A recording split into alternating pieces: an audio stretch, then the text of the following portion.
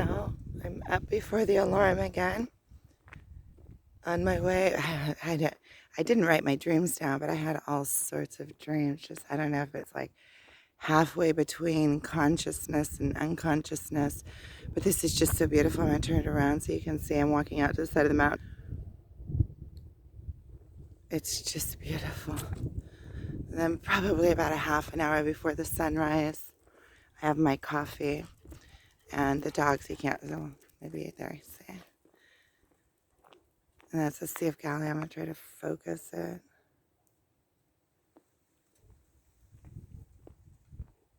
My life everything just seems to be happening so fast. Okay, well, I'm going to pause this until I get out into the side of the mountain where I can sit and talk.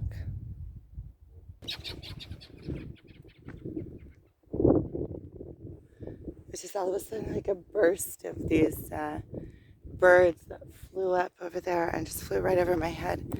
By the time I hit the record, they were gone. I'm gonna turn it. So let me focus it so you can see. I'm out here on the side of the mountain now. It's been raining, so you can see the other side of the mountains really clear. It's the Golan Heights over there where the sun is going to rise. And you can see the clouds and everything is just so beautiful. You can see even the lights on the ridge, on the mountain ridge over there in the Golan Heights. The other day I was out here filming, you couldn't even see the water.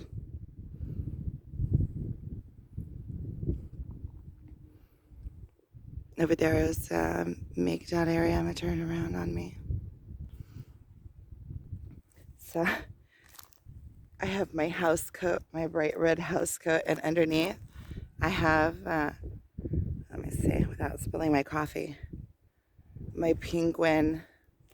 It's like a fuzzy material pajama. I didn't even bother to get dressed this morning. Came out here and sit. It's only like a 5-minute walk out here to the side of the mountain. I just felt like I wanted to get out. It's a little bit cold, but a little bit cold and windy.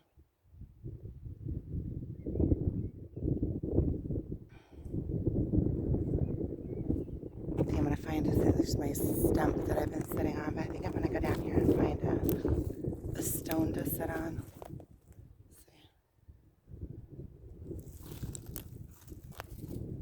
I don't know if I'm going to be out here until the sun rises. I have to get my son up to go to school.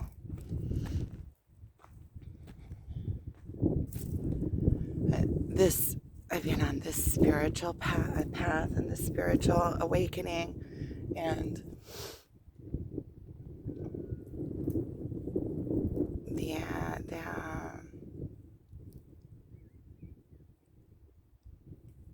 some of the things that I've been losing along the way is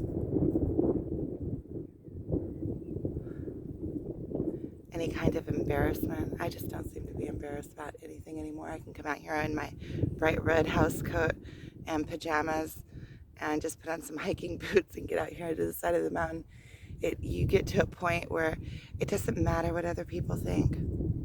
It really doesn't matter. It's all about your own awakening and your own realizations and what I believe to be true. And yesterday I was talking a little bit about religion and a little bit about, my family history, which if you would have asked me 5 years ago, it wouldn't have been something that I would have talked about very freely, even with people around me in my life. But now I feel like it's what made me who I am, and it really doesn't matter what anybody else thinks. And I don't mean it in like a negative way or in your face way or anything like that. It's just something that I really, it doesn't matter. It doesn't matter. There was so many years that in my life that I did care what people thought. And now I have gotten to the point where all that really is important is my own personal, in my life, Yeah, and without disrespect. I love people and I respect other people's paths, but for me, the only thing that is important for me, look, Lolita, it almost looks like we're sitting in this picture. I'm having my coffee. What I really need is one of those cups like one of those thermal cups that keeps your coffee warm. Um, it doesn't matter what anybody else thinks.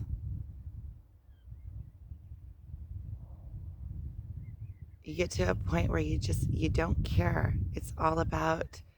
Uh, it's all about your own spirit, and it's all about the path, and it's all about uh, finding um, peace.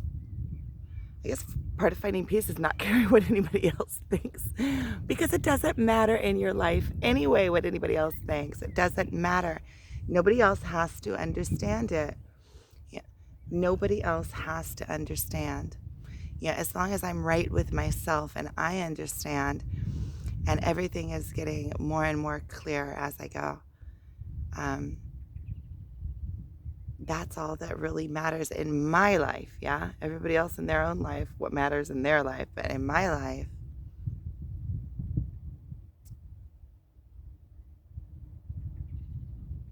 I'm setting myself right by nature, by God, by the all, by everything else around me, coming into sync. And as long as I know that I'm okay and I'm good and I am right and setting myself right, like righteous, I guess that is it's the path to righteousness. What is the path to righteousness? Is the path to righteousness is the path to setting yourself right with nature and not fighting against nature. And there's so much peace in that. I didn't even know what I was going to be talking about.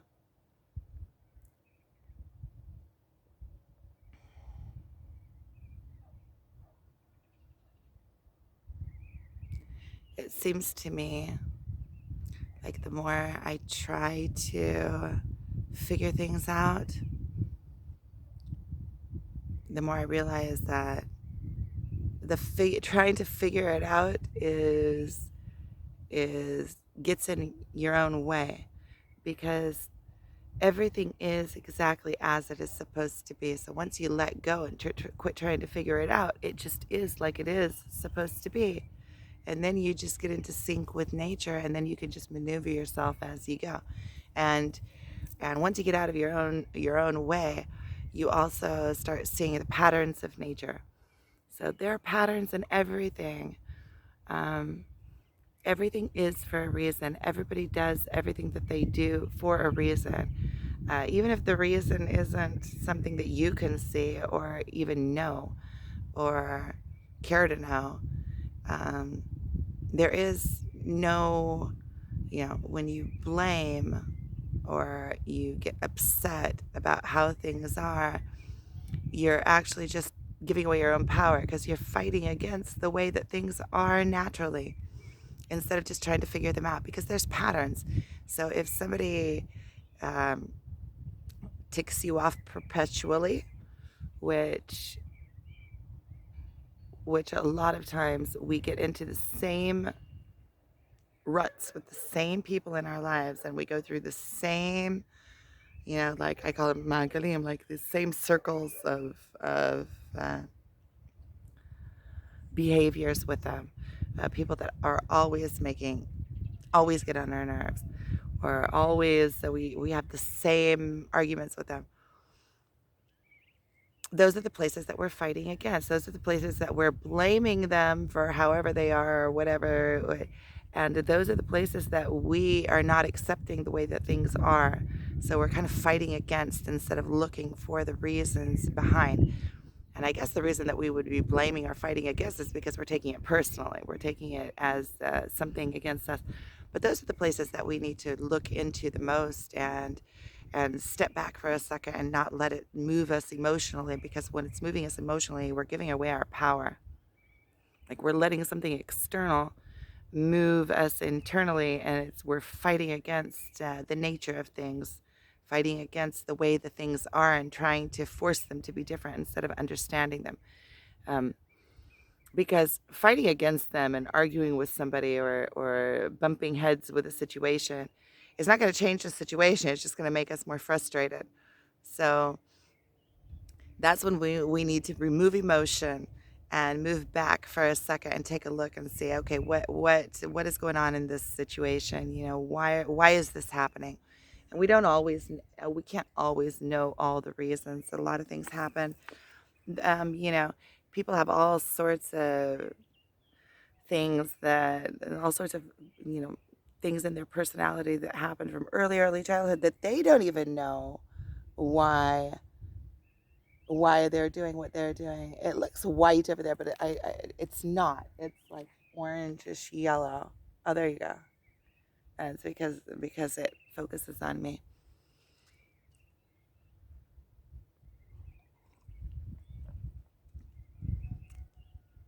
So in the places that we're fighting against, we're arguing constantly, or constantly butting heads, or getting frustrated. It's first of all, we're throwing out blame, which is useless, really. Because it doesn't help us solve the situation. It just helps us vent. And if we're blaming somebody else, we're not looking internally to make any changes, because it's their fault. What do I need to change? I don't need to make any changes. It's their fault. And it's also fighting against nature, because if we keep on getting into the same ruts with the same people and hitting our head on the wall, we're still reacting the same way to the situation. The situation isn't going to change. It's just going to make the both sides don't listen. I mean, because each side is blaming the other, so it's just bound to keep on going down the same path. So if you want a different, I've heard this over and over and over, and it's so cliche, but it's so true. If for different results, you have to put different input. It's like if you want, if you're making a banana strawberry shake and you want a kiwi shake, you have to put kiwi in it. You can't keep putting banana and strawberries and expect to get a kiwi shake. It doesn't work. So you really have to just like step back for a second and take a look at the situation and say, okay, wait a minute. There's a pattern here, and make choices. Sometimes it's tough choices, like walking away from a marriage. I did that. I did that after years and years and years and years and years and years and years and years, probably years and years. I'm not going to get into that. I'm over it. I know when I say it like that, it might sound like I'm still stuck up on it, but I'm not. I'm really, but it's a big lesson for me in my life. That's why it keeps coming back up, because it is a lesson for me in my life. It's like one of those things that when you finally overcome it, or you finally do something about it, you're like, oh.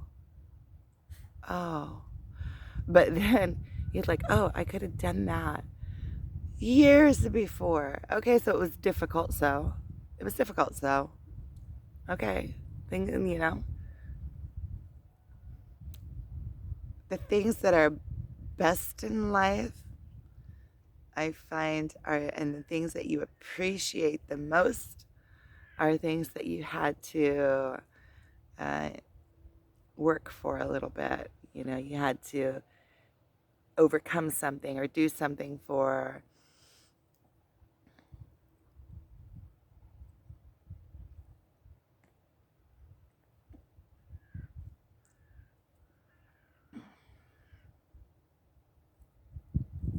But there are patterns in everything. You look around, there's a life cycle. We're part of it. In this universe, everything goes by a pattern. So you see these, I want to show you these. You see those sticker bushes right there? So that's a good example. They don't get up in the morning and fight against growing and drying up on the side of the mountain. That's their life cycle. And it seems like us humans, because we have the capability to think and remember and bring up old things from the past, that as a reference, which it makes us powerful beings. We can bring things up from the past as a reference that we learn from and grow from. I mean, how amazing is that? We have like this whole set of tools that we can use. We can learn things and remember them and use them and better our lives with them. But we trudge up also, we bring up all this crap from the past too, and make these silly judgments that we're not really thinking through.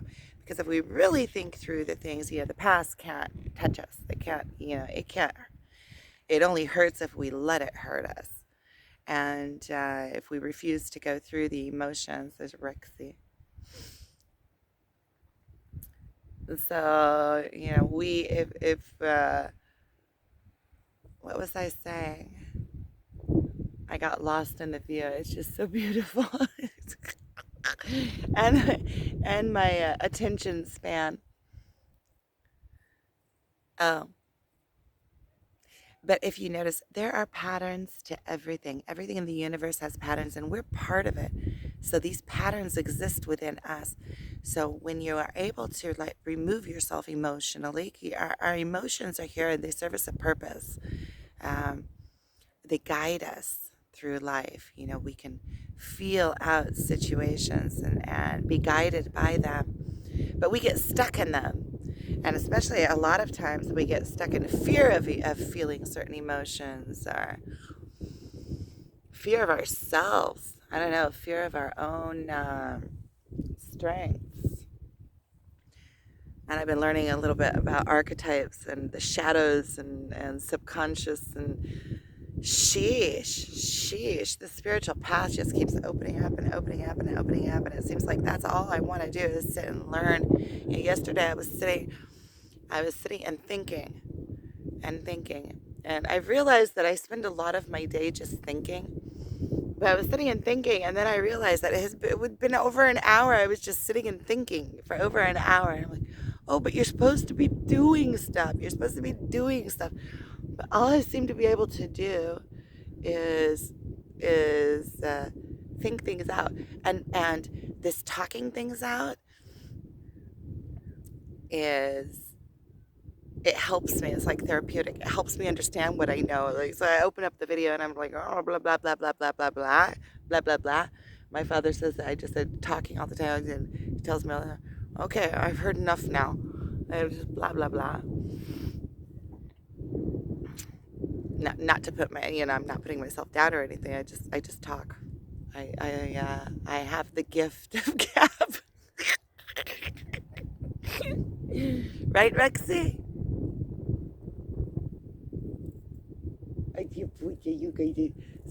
So Lola has to come up here and make sure also that she gets some attention. Oh, Japu, he did the sweetest one. He did the sweetest. Oh, Japu, this is so sweet. Okay, enough lickies now. So when you can connect to these patterns, when you start finding the patterns, everything is universal. It all works the same. It's like you could call it God, you could call it whatever you want to call it. But there are patterns. If you desecrate something, it's desecrated. If you, there are patterns, and if you watch carefully, also in behaviors, everything works according to these universal patterns. And when you start finding these patterns in nature, and you start working with them, then you add power to power, your own power with the universal power, and then you find your power, and you can use it and manipulate it. I don't mean manipulate in a bad way. I think manipulation has gotten negative,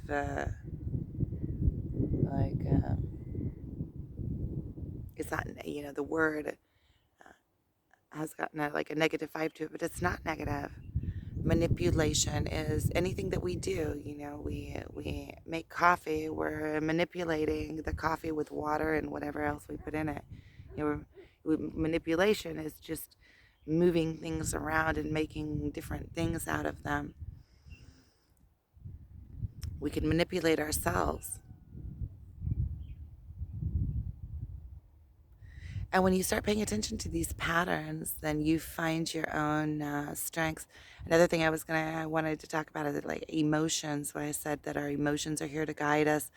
And it's true, our emotions guide us. If we learn how to listen to our emotions, especially the ones that make us feel, that was when I was, I can't even say curing myself. When I started my spiritual path I gave up alcohol. I was addicted to alcohol. I gave up alcohol. And one of the things that I learned how to do, and that helped me, in my own like self therapy, was really pay attention to my emotions. And anytime that I felt like in my like, you feel like a in your pit of your stomach, you feel like a uh, like kibbutz is the word that I'm getting. Like you're the like ball forming in the pit of your stomach, and it's like, and your automatic is, okay, I'm not going in there, I'm not going down that street, and then you just like start pushing it away, and you do it without even paying attention that you're doing it.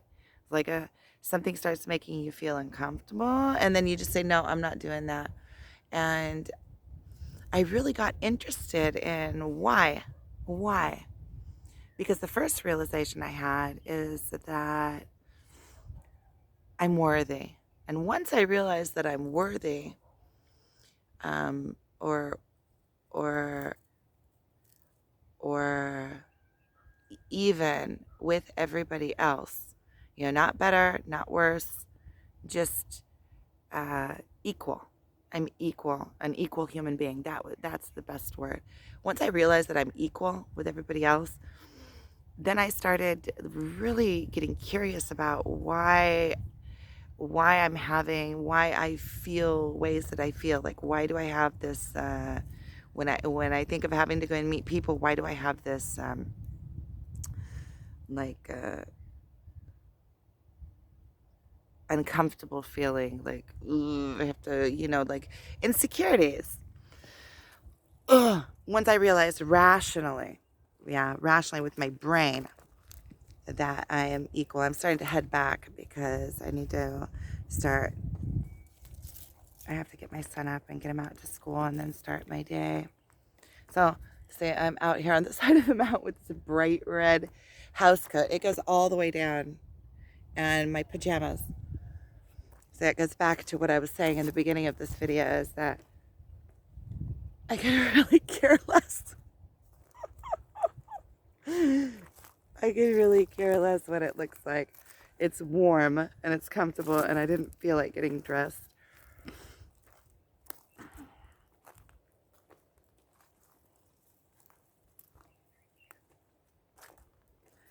Yeah, the further along I get on my spiritual path, the sun didn't come up yet, but it's getting close. Sea of Galilee and the Golan Heights in the back. The further I get along on the spiritual path, the less shits I give. It's like, look, the less shits I give, and I'm walking over. Oh, there goes my alarm. Dismiss. It's 6:30.